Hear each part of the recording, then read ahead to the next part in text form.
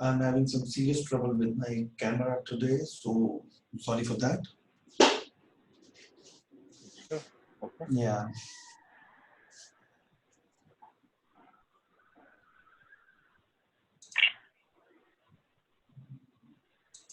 Shikhar, looks like I'm not a co-host. I'll not be able to share my screen.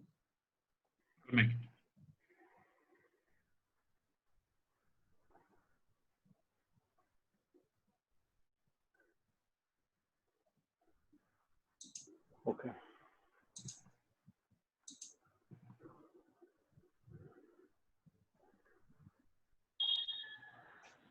Cool. So for the folks who are already in here, now we are letting people in.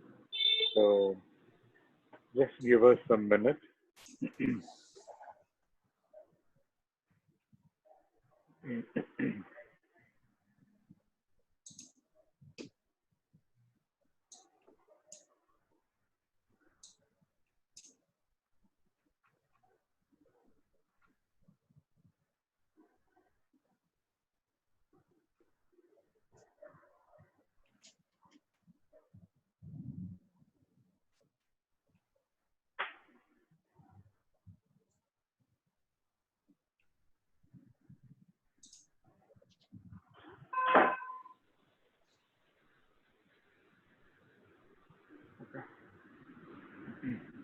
Okay, I think it's 2 minutes past 2.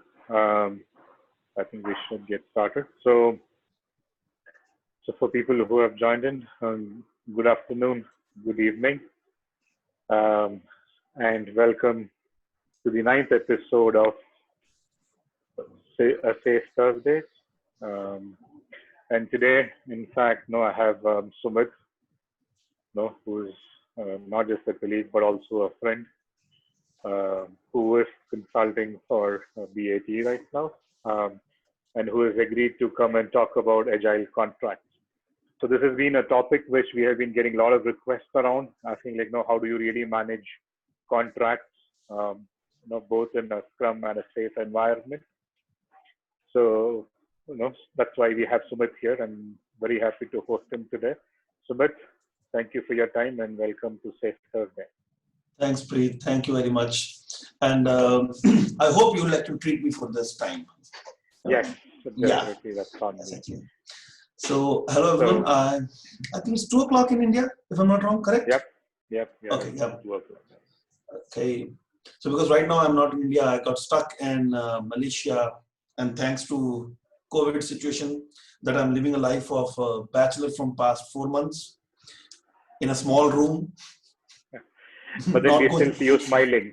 So I think it's not really that bad. Yeah. No, it's not bad. Yeah, you can see that the whole office setup has been done in my room itself. Yeah, that's a life which is happening. Okay. I don't know how many of you know me. I can see Dheeraj. Yes, Dheeraj. I know Dheeraj very well because he was my student in one of my class in Delhi, correct, Dheeraj? Yes. And I also... Hi, Sumit.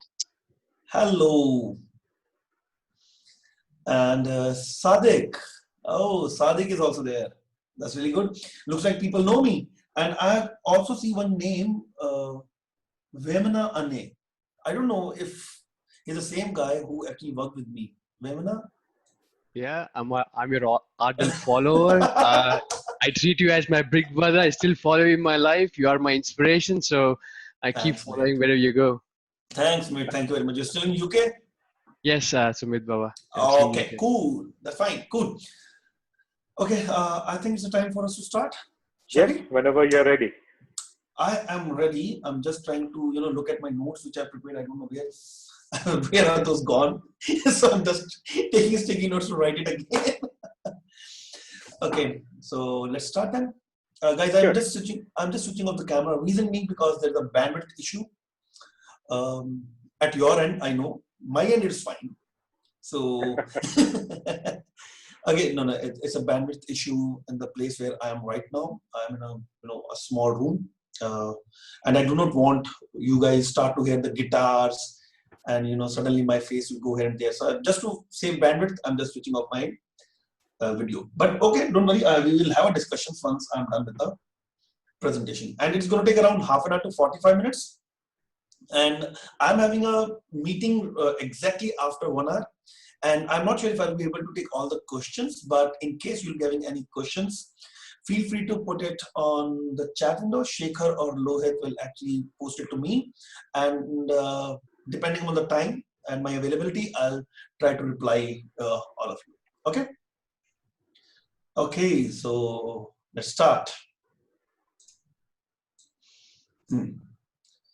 So you must, I think you are able to see this rockets and the paper plane and everything. Yeah, this is how, everyone starts with the agile training, making paper plane. So I also thought, okay, let me use this analogy in this. So we're going to talk about agile contracts. Usually I don't favor that, okay, there's something called as agile contracts. I usually say that, okay, you need to have a contract which can support agility or which can enable agility. So a few of you who know me, a quick introduction about me. My name is Sumit Madan. I usually say that I'm a full-time husband, son, father, and a brother. And part-time, I do work with Agile Mania as a CEO and partner consultant. I'm a SAFe program consultant from Scrum.org, and I'm also a professional Scrum trainer. So this is my contact details. Feel free to connect to me.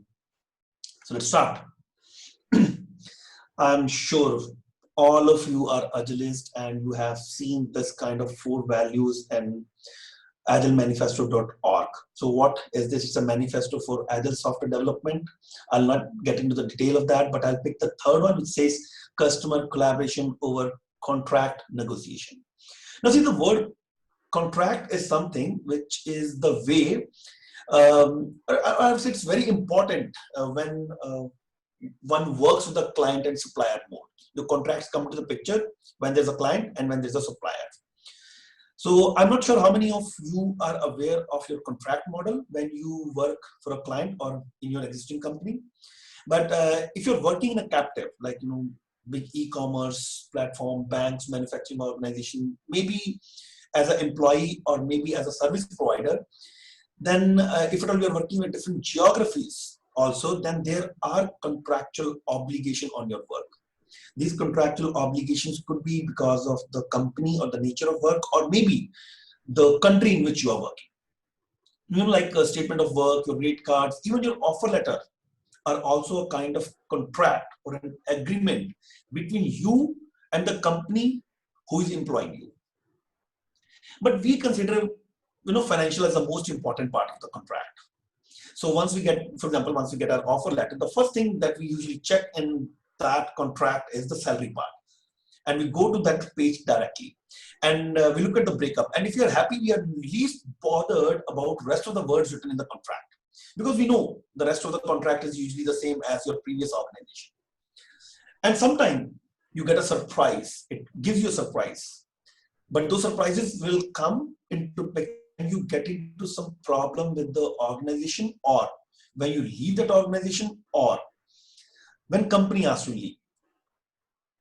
So contracts is just a working agreements which gets referred when you actually get a trouble. So the contract is the most important aspect between 2 parties who decides to work together.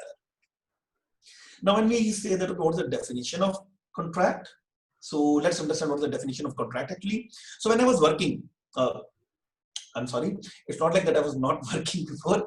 So, or I'm not working now. So I just need to say, when I was working with the previous organization, then I never bothered to read any contracts.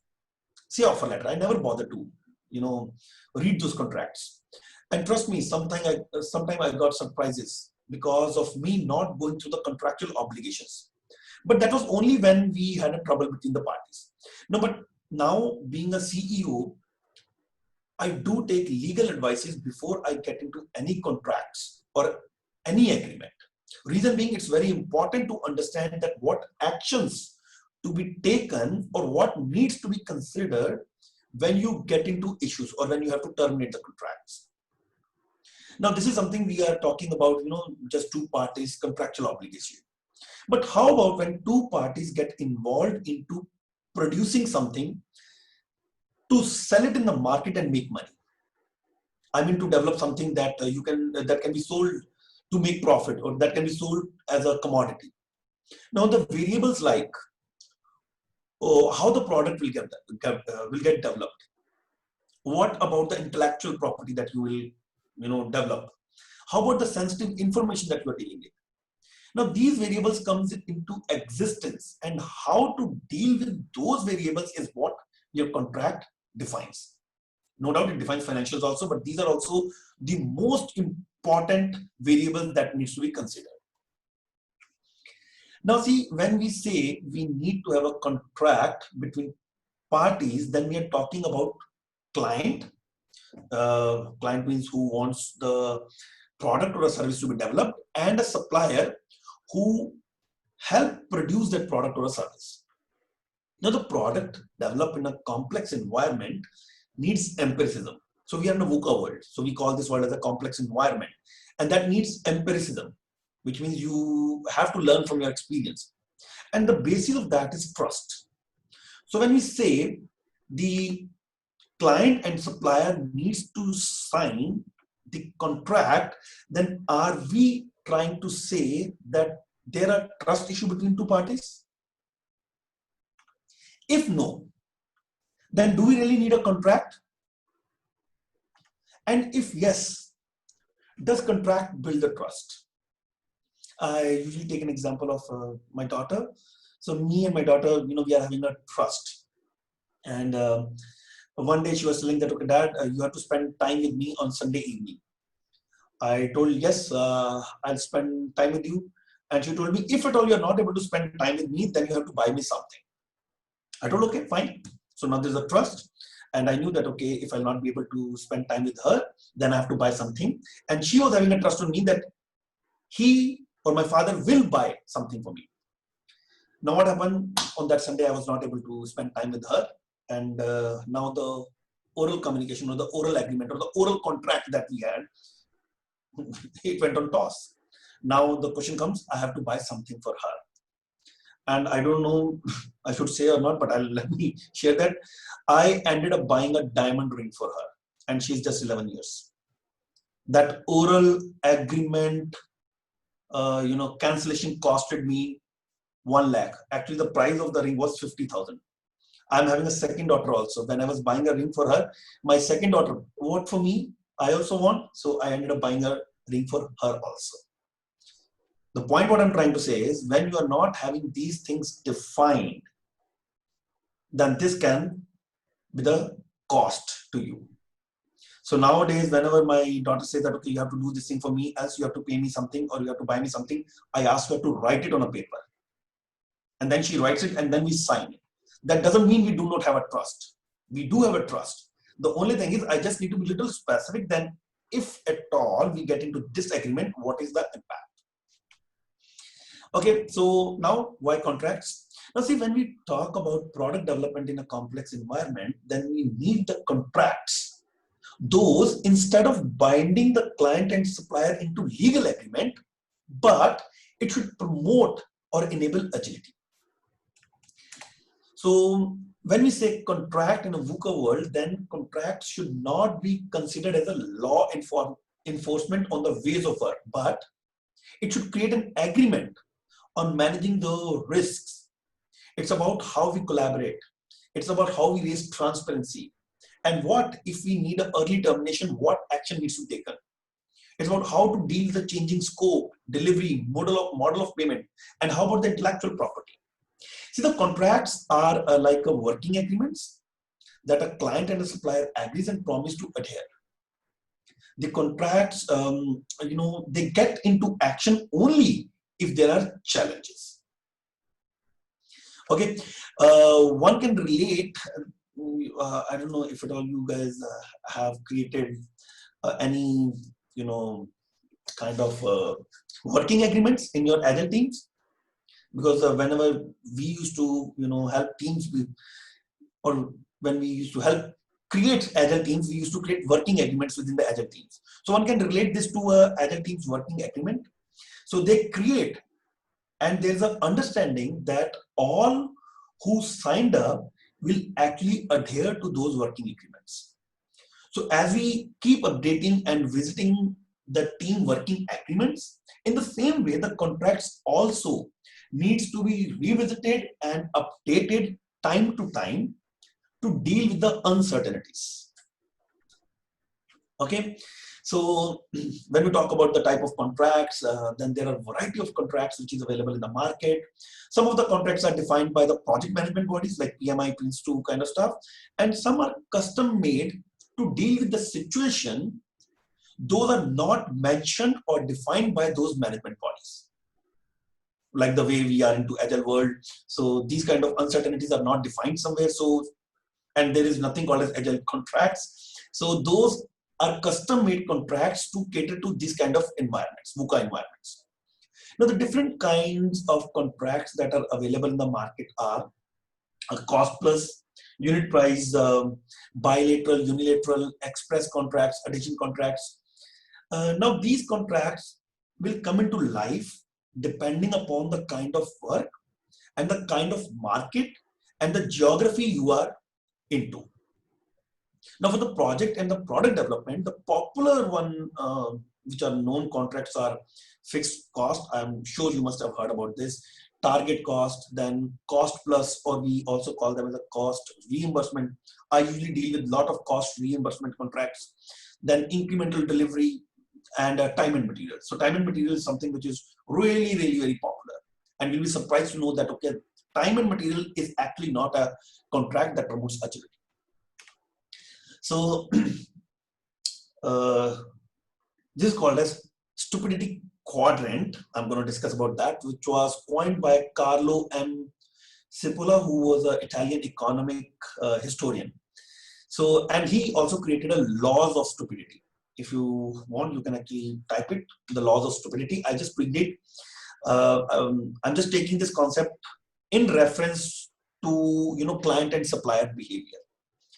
So when we talk about the positive side on the supplier, we are talking about supplier, what supplier does to bring benefit to themselves.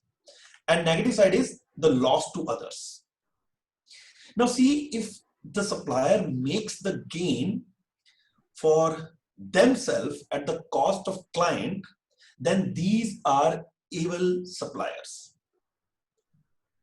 So typically the time and material contract often gives this flexibility to the supplier. Hence the client in a T&M contract requires a great level of trust with the supplier. So if at all there are trust issues, then your T&M contracts actually favor supplier to make a lot of money. So in my experience from last 5 years when I started consulting, I have not come across any situation where if client and supplier are going to work for the first time, then they go with the T&M model. I have never come across the T&M model at the first place. So they usually go with the dual stage contracts. So the dual stage contracts are where clients and supplier, they start with a fixed contract. And once client gains the trust on supplier, then they eventually move to time and material. I'm having a number of examples for this. In my previous organization, whenever we used to work with a new client, we always used to go with the dual stage contracts. It was like 3 months, we'll work in the sprints and then we'll deliver outcome to you. You inspect your outcome. If you see that, okay, yes, it is making sense to you, then we'll move to the T&M. Now see, if the client, other part now. Now, if client makes the gain for themselves or over the loss to supplier, in that case, your supplier is a careless supplier. And usually the fixed mode contracts often falls into this category. How? Because in a fixed mode contracts, the risk is over the supplier. And sometimes I have seen wherein supplier actually are okay with the fixed contracts. It is just to build a longer term relationship with the client and they let client take advantage of the fixed contract. Sometimes I have seen it. Okay, and Then we also have something called as stupidity. Both are at loss, wherein a blame game start. If something goes wrong, then all your contracts goes for a toss. It actually gets into the blame game mode, and both the parties are at loss at that time, because both the parties will try to kill each other's business. They'll not kill each other; they actually kill each other's business. Now, next comes the win-win situation, is what actually tags to agility in the contracts. Any contracts which actually brings a benefit to supplier and client is called as a win-win situation. And these are the contracts which can be tagged as the contracts which promotes agility. So there are a variety of contract variants that are available in the market that promotes the intelligent behavior, the win-win behavior. And we'll touch on few of them, in some time.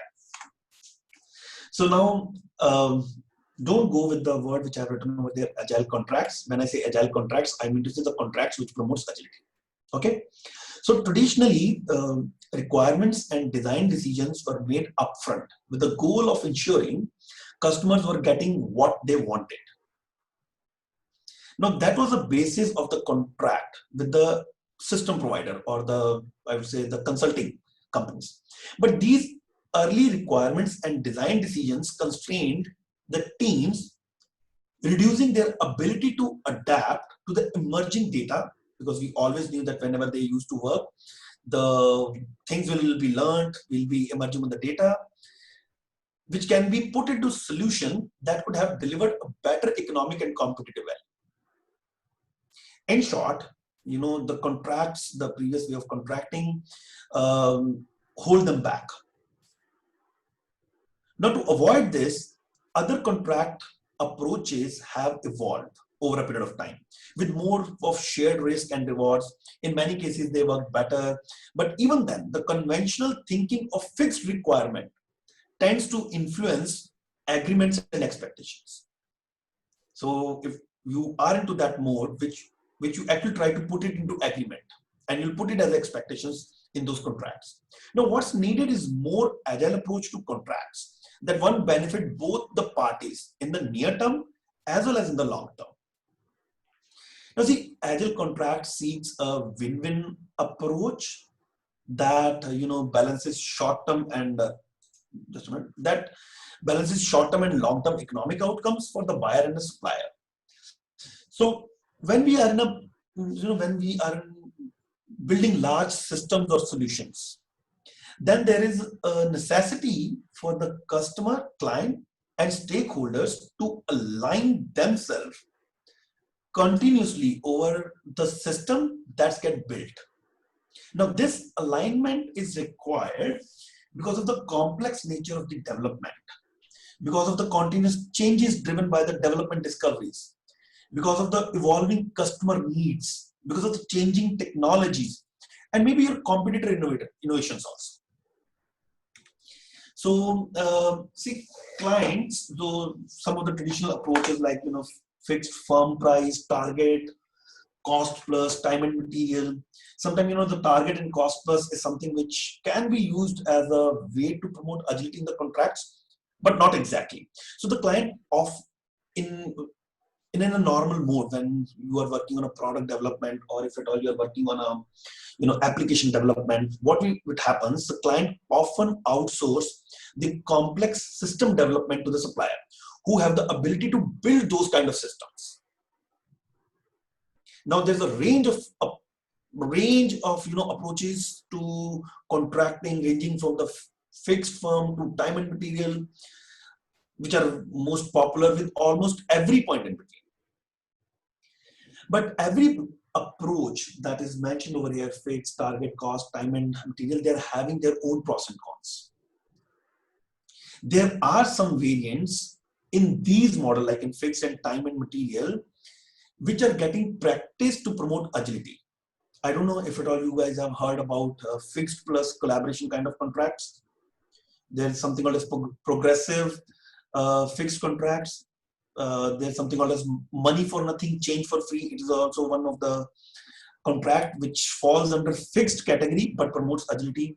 Then iterative and incremental, time and delivery, time and material, price per story point is also kind of contract. Then cost plus fixed fee contract, incentive, cost plus award, and there are many more which are being practiced to promote the elements of agility. But was it successful or not? It depended on the nature of the work that was getting into action. Now, see, when we talk about the firm fixed price contracts, and now what happened in this kind of contracts? These are the challenges. What are the challenges that happens in this kind of contract? Now, see, this type of contract as is breaks the agile principles. All the risk is on supplier end. Now, it creates an inability for the client to accept the product early.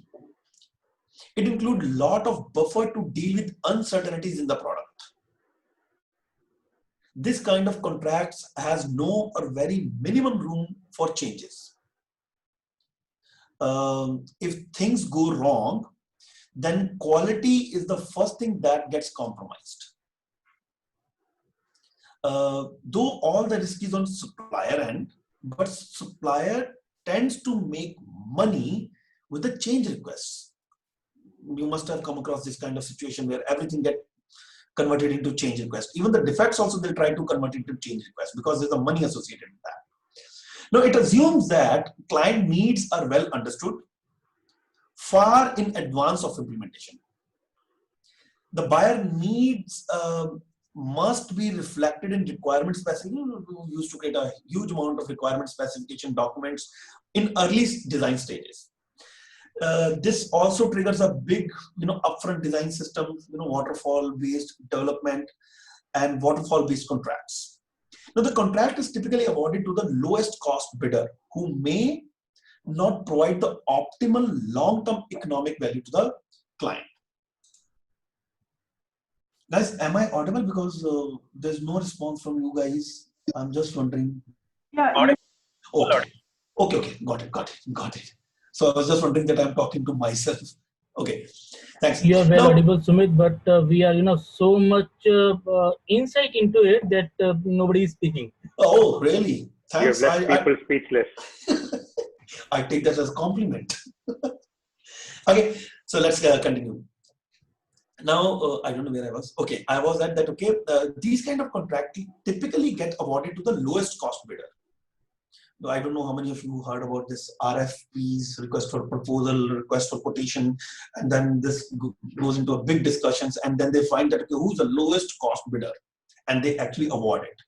Now, this bidder is actually just to make the profits, and they may not provide you a long-term economic value also.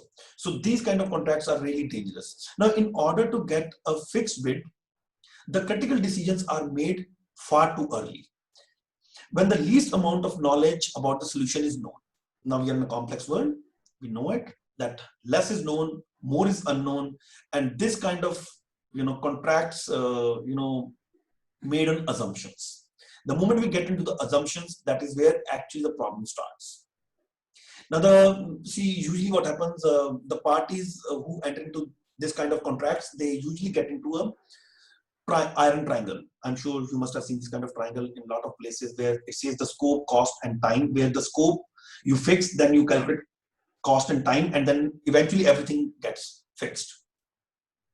Okay, see, usually in this kind of contracts, quality is something which usually get a hit, because when you are not able to run the contracts with the flexibility. Now, sometimes it happens that, okay, you compromise on the time, but okay, it got fixed. You want to increase the cost. No, that is also fixed. You want to reduce the scope. No, that is also fixed. Then the most, targeted stuff in this kind of contract is the quality. People say that, okay, waterfall projects, we asked for, elephant, they gave us a monkey. No, it was nothing like that. They always gave them an elephant, but the only thing is the elephant is just a structure. It doesn't move. It doesn't do anything because the quality was always at stake. So this kind of contracts actually having these kind of drawbacks. Now, time and material agreement, it might appear to be extremely agile on the surface, but it's having its own challenges.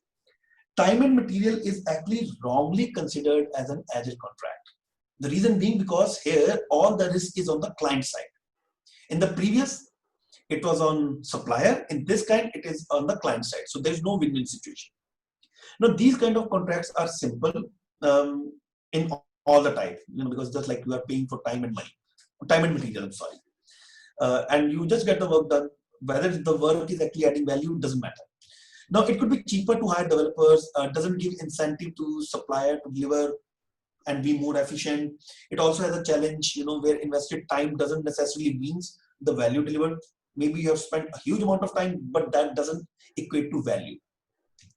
Now, and these kind of contracts are never ending. It will keep on going. And also it requires a great degree of trust on your supplier. Now the client has only trust to count on. And the trust is a very precious commodity, I would say.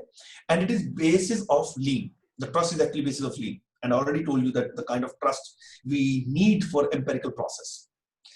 But misunderstanding, changes in the market or technical conditions, and changes in buyer or supplier economic models actually put your trust at the back seat. It's not like that they do it intentionally, but we are in a VUCA world because these kind of things are these kind of things are variables that can impact your agility or uncertainties. And usually the trust is something which actually gets a hit. And in this kind of contracts, trust is the base. Okay, so traditional versus agile contracting.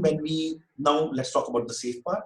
When we considering SAFe as a mean on developing and sustaining a large system of solutions and applying traditional contracts to lean and agile way of working, it actually hits agility severely. So recently I was involved in an account that was facing some issues because the company was not able to meet their transformational goals. And many of the consultants faced that heat and they were asked to leave. Now, the moment I spent reviewing their statement of work and the contract, I got a clear picture that these are the things which are actually causing those problems.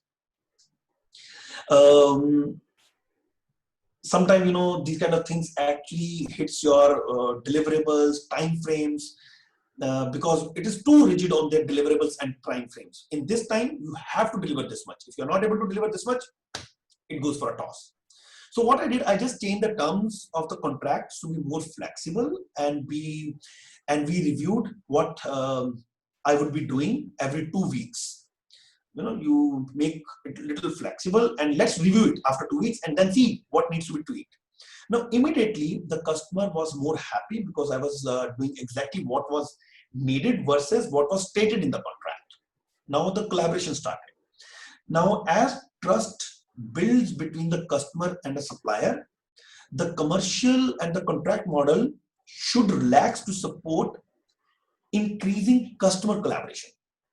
And that is something, one value is also there, which is called as customer collaboration over contract negotiation. Now, see, in traditional contracts, they're all about upfront requirements with the stringent controlled changes, no flexibility for the frequent releases, and typically, it will be a very, very large, huge, and painful releases.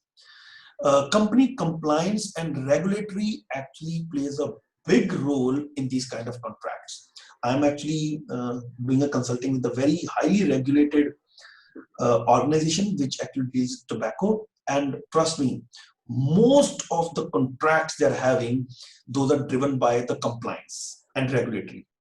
They actually play a bigger role. But when we talk about the agile contracts, then we talk about the requirements change frequently to adjust for validated learning. Then it's about provide frequent deliveries. We call this functional deliveries. That's iterative and incremental mode. And the foundation for these kind of contracts is the trust and transparency. An agile approach for contracts requires that the cost and schedule is fixed. Rather fixing the scope, we fix cost and schedule. How we fix it? Because we know the length of a sprint. It will be like less than 4 weeks or less. Now the time is fixed. We are having 10 developers who are working, we know the rate card, so cost is fixed. But here we keep scope as variable. Why? Because it emerged. So this is where the agile contracting approach comes into the picture. Now, so when we talk about a collaborative approach for agile contracts, what it means is see what's needed is a different approach. One that not only creates trust but verifies that the supplier are building the right things in a right way. Ideally, it provides regular and objective governance for the client, but yet allows your supplier to have a confidence in their customers also. It's like, most of our trust and the transparency that brings it over there. Now, what are the characteristics of such agile contracts? It's like, it helps optimize the economic value for both the parties, both on short term and long term. It exploits variability via adaptive responses to the requirements, and the new knowledge emerge because every iteration you learn something. It provides a complete and continuous visibility and the objective evidences of solution. It provides a measured approach to the investment. It offers supplier a near-term confidence of funding and sufficient notice when funding stops. Now you are actually running into sprints. You know that, okay, there are some 10 sprints we have to deliver.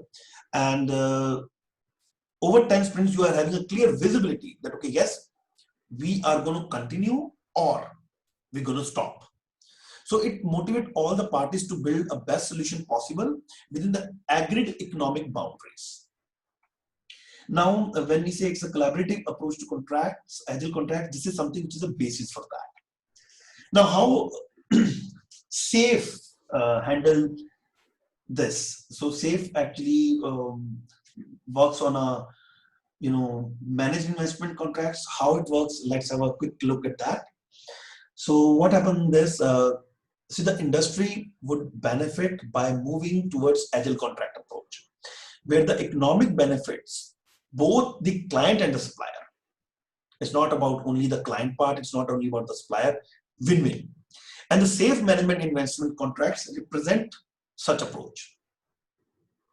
So in the VUCA world, one needs to be very careful prior to engaging in any significant contract for developing a complex system or a solution. So in this scenario, the client and supplier work together to come to terms on the basis of the contract. Now this is referred to as a pre-commitment phase. So this is about pre-commitments. Now during the pre-commitment, the client has a specific responsibility, including understanding the basic contracts and obligations of these form of agile contracts, and then defining and communicating the larger program mission statement to the potential suppliers. So I'm not sure how many of you actually got into the contractual stuff, but whenever you got into the contract, there's nothing called as, what is the program mission, what is the statement, vision. No, nothing comes into the picture. But here we are talking about that now. Now the supplier does their initial homework as well. So this often includes, first analysis of the potential feasibility and alignment of the client solution needs with the supplier core competencies. You might not want to get into a supplier which is actually not mapping on the solutions that you're trying to look for. I'm not sure, if at all I want if at all I want to buy an automobile, I would not like to have a middleman who's a grocery shop, because it doesn't align. Maybe I'll go with a car wale or Cars 24 because they are well who understand that model and they're having these as the core competencies. Now, it also demands some understanding of the potential personnel and resources that will be required over an initial contract period and some rough cost estimates. Now, the shared responsibilities between this is like, start the client and supplier towards more measured investment supported by continuous objective evidences. When I say continuous objective evidences, it's more about, deliverables. And these responsibilities include, establish the initial vision and the roadmap, identifying the MVP, and additional program increments. Then defining the initial fixed and variable solution intent. When I talk about fixed and variable solution intent, I'm talking about more specific to SAFe. If you look at the model, there's a specific topic around the solution intent. So you need to define an initial fixed and variable solution intent. Then prioritizing the initial program backlog. When I say initial program backlog, maybe for a PI, program increment. Then establishing the execution responsibilities, establishing the economic framework, including economic trade-offs, parameters, PI funding commitments. So these are the things which are typically the responsibilities, for these kind of contracts. Now, in some cases, the supplier may need to provide a preliminary estimate to secure PI funding. So how it happens, they come, they give you rough estimates, then you secure that funding for maybe for one PI. I usually say these kind of contracts are dual stage contracts. You are just going with the initial estimates, then you develop it.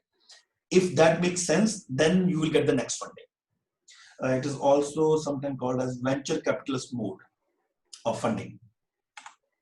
Then comes the contract execution part now. The previous one was the pre-commitment. Now let's get into the execution. So, after the contract is awarded, now just say that, okay, yes, you got the contract. Now we have to start developing. So now the development starts. And this requires, 4 stages in that. It is like PI preparation, where both the supplier and the client will invest some time and effort in preparing the content and logistics for the first PI planning session. Then the PI planning happens. The first PI planning event influences the entire program. Their client and supplier stakeholders plan the first PI in iteration at the iteration level details. In this iteration, what is to be done, in this iteration, what needs to be done. I'm sure if at all you guys have done a PI planning, you will be able to relate it. And if at all you are pretty new to the SAFe, then trust me, I might not be making any sense at this point of time for you. But yes, we are talking about SAFe specific stuff. Then comes the PI execution part. Now, depending on the context, client participate at the various levels in iteration execution. At a minimum, however, direct customer engagement is usually required for each system demo. In Scrum, you actually do a sprint review or a sprint demo, and your stakeholder comes. Here we are talking about the system demo. At an iteration level, you actually need a direct customer engagement over here, and that will be there in the contracts. Now, for a large solution, however, the multiplicity of the system demo may be replaced by a fully integrated solution demo. So at a team level, it's a system demo. Then multiple teams are working, you combine that, and then it goes to a solution demo, which occurs, within the PA boundaries. So there also you need a direct customer engagement to understand what value is getting delivered and whether we have to continue or whether we have to stop. Then comes the PI evaluation. Each program increment marks a critical milestone for both the client and supplier.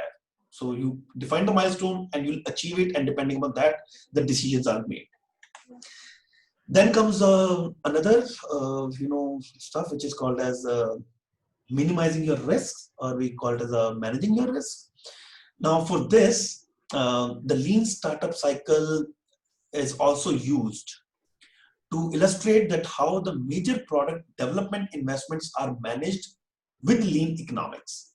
So I'm not sure how many of you are actually aware of the lean startup cycle. It's more about PDCA kind of stuff. You plan, do, check, adjust. It's like you create a small MVP, you will validate it then. Now, this lean startup model decreases the time to market and help prevent the system from becoming bloated with unnecessary features that may never be used. It also enforces hypothesis-driven development. Now, the implication is that the Agile contract language is modified to reflect a combination of fixed and variable components. Now, the MVP identified at the pre-commitment stage can establish a high level of definition of fixed scope to be delivered over a proposed number of PIs, not PBIs, PIs actually. Beyond the delivery of MVP, the contract can also specify the number of option periods consisting of one or more PIs. Now the goal is to optimize the delivery of the features. At any given point of time, you have on the, built MVP. For that, maybe you have used one PI, or for that you are having iterations, then you evaluate it. And if you think that, okay, yes, it is making sense, we have to continue with that, then you can always define your working agreements for the next PI, or the investment or the budget for the next PI, and then execute it again. But if you think, no, it's not making sense, this is where we do not want to continue, it is not, we are not able to get along with the supplier, you can always stop that work. So this is a approach for the managed investments, which is a part of SAFE at this point of time. You can actually take a more information about this on a SAFE website. But this is something which I wanted to talk about and not get into the details of that, looking at the time constraint. It is just the information which has been given to you that how you can do it. Have a pre-commitment, define something, create an MVP, then plan your PIs, see what needs to be delivered, what is the objective, plan according to your iterations, then involve your customers, show them what you have developed, and then gain that trust, and then manage your risks. Don't build the whole system at one point. Build a small viable products. Then visit those MVPs with your stakeholders and the client, and see if the value is getting delivered. Renew your contract, or renew your agreements, or you can make modifications in your contract or agreements, and then go with the next PI. Or if at all it's not making sense and you're not able to attain value with the same supplier, you can always stop that work.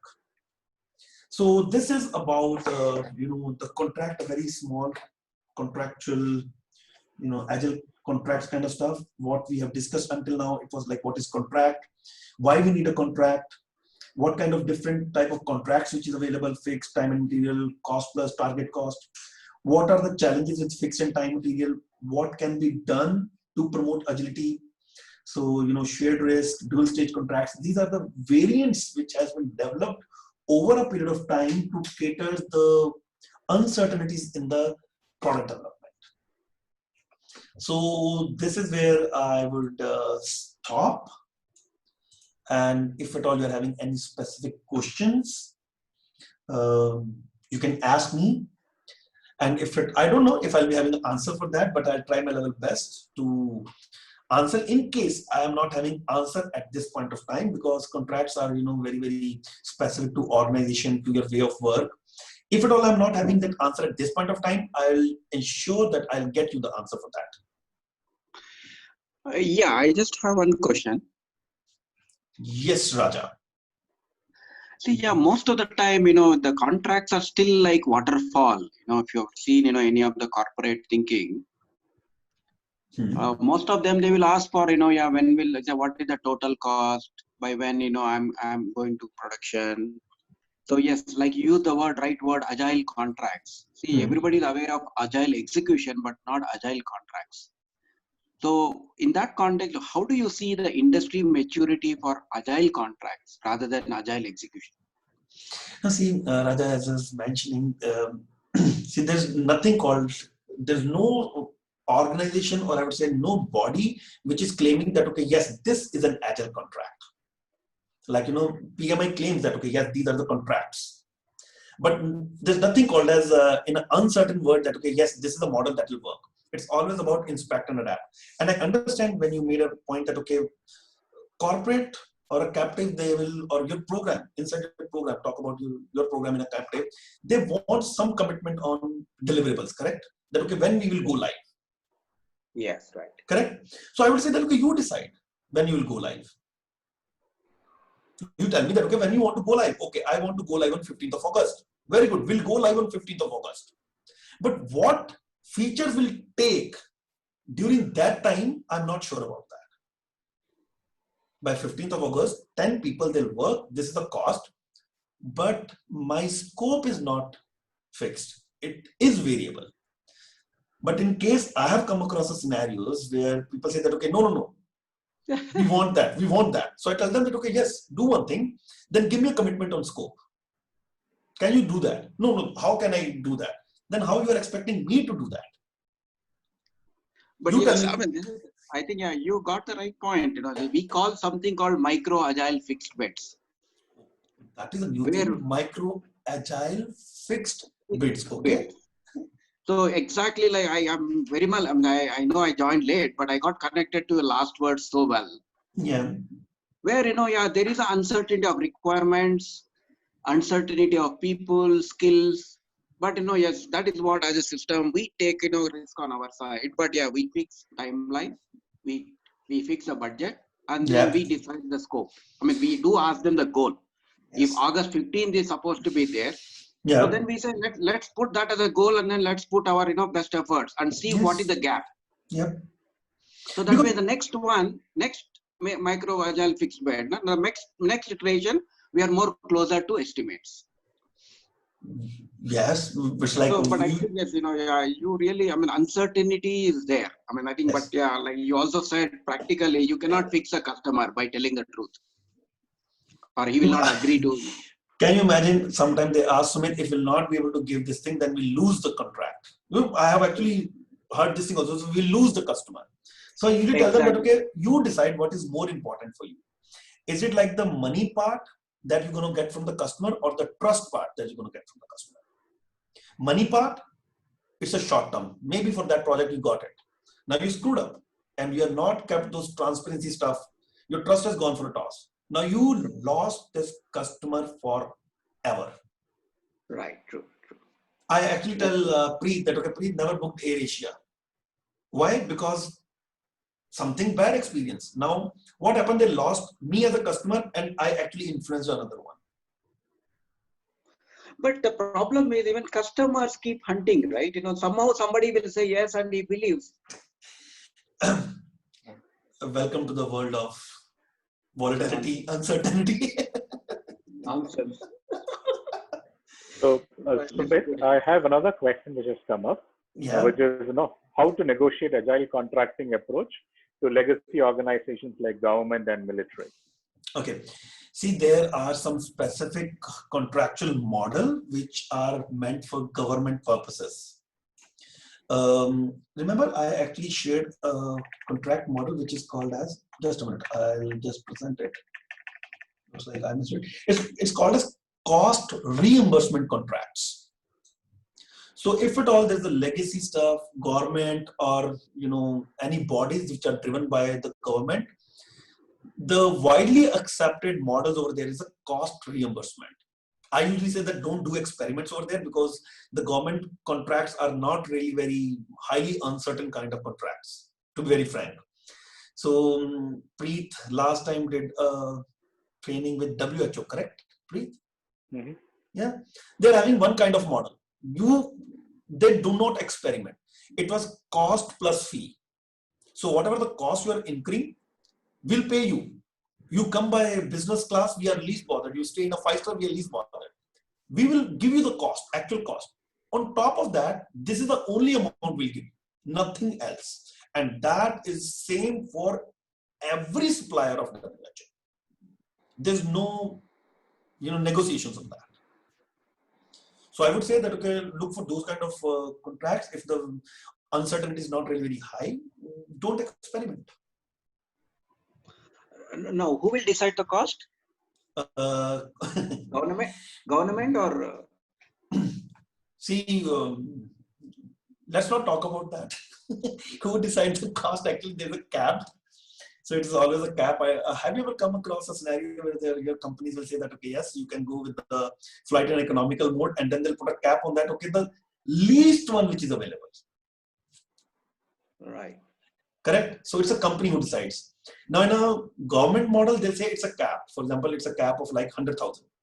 Up to 100,000, you can do it. And if you are spending less than that, then they'll reimburse you only that much. But they'll never tell you what is that cap. Don't worry. Even if the salary also the same, right? They will also give you the least they say 65 to 70K, but they ask you to start from 55 to 60K, isn't it? Negotiations. Yep. But I'm just telling these kind of contracts, it is like more of a company or the government decides that, okay, we'll pay you the cost. But what is that cost cap? They will never tell you. They'll just say, okay, you come with there'll be guidelines. Okay, we'll pay you the economy class. But what if your economy class is costlier than a business class? It happened with me, where I actually end up buying a economy class ticket, and later I realized, oh, it was costlier than business class. That is not a problem for them. But if you will say that, okay, as per the guidelines, it is in the economy, you have gone with the business class, then they'll not reimburse you. So is that right to ask a customer what is the range? Something like, when we go for, when you want to buy a house, anybody will ask you, what is your budget, sir? Again, we asked WHO, they told us a cost plus fee. This is the fee part is something you should be worried about. Cost, we are not worried. We just signed a contract. When they're telling the cost. That also can be misused, right, by vendors. See, that's why I was telling, trust and transparency. The two elements, when I started my slide, I did talk about that. That, okay, what drives the contracts? Is it the trust issue which is driving the contract? Or is it transparency which is driving the contract? I say it's a transparency. Because in any which way, if you are having a trust, even though you will write it, you'll write the contracts. So yes, it can be misused.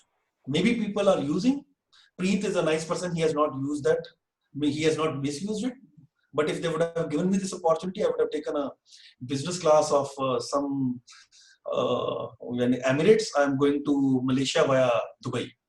Go to Dubai first in a business class, then from Dubai take a business class to this. You told cost this much it's costed me because the flight was not available. No, I'm not like that. I'm just giving example. But Raja, budget on this, Raghu. I think budget is always $1 million question, right? I mean, yes. The client is not going to tell you how much they have. They want you to do the best work on that and then come out with a number, right? Typically, that's the thing I've seen. One other question I have in the similar lines is what I'm seeing is I deal with a lot of legacy modernization kind of projects or initiatives, with large enterprises. Like there might be a customer who wants to completely, modernize their applications landscape.